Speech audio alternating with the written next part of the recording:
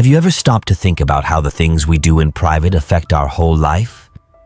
Our private choices don't just stay hidden. They quietly shape who we become. Every day, we encounter choices that test our will and understanding of what it means to live a life that reflects our values. Today, we're tackling one of those choices that often presents itself in the minds of every man. This topic may make some of you uncomfortable, but incredibly important: masturbation, or as some call it, fapping or jerking off. Fapping is often misunderstood depending on what angle you view it from. From our cultural perspective, it is increasingly becoming okay, and to some extent a desirable alternative.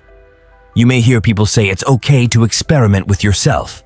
Some call it self-love.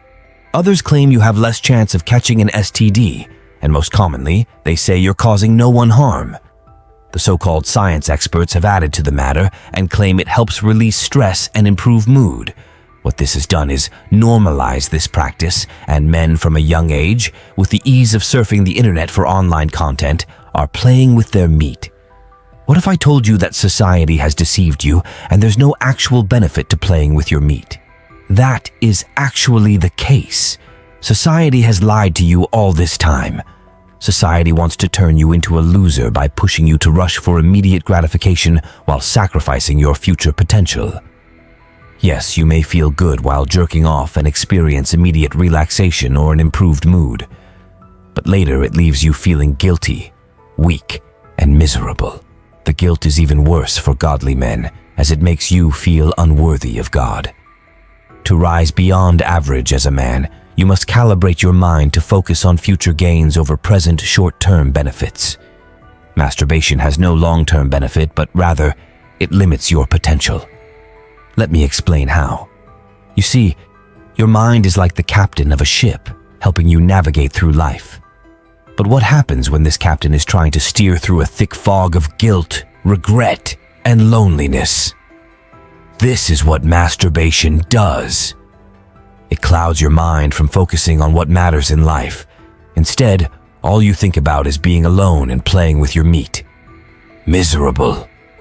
Masturbation causes mental fog that doesn't just obscure your view.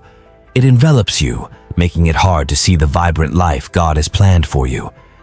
Try to go on a no-fap streak for a week, and you'll be surprised how clear and thoughtful your mind will be. The problem is most men think this is impossible. But that is because you're miserable. Listen, you can never quench sexual desire by engaging in sexual behavior. The more you give in, the more you intensify the desire. The only way to get rid of this insatiable urge to masturbate is to stop. You may think you're alone, but countless other brothers have been there and have risen beyond average and live in freedom. You're not alone. Find a group of trusted brothers and bring this struggle into the light, acknowledging not just to them, but also to God. In James 5:16, you're encouraged to confess your sins to each other and pray for each other so that you may be healed. There's healing in openness.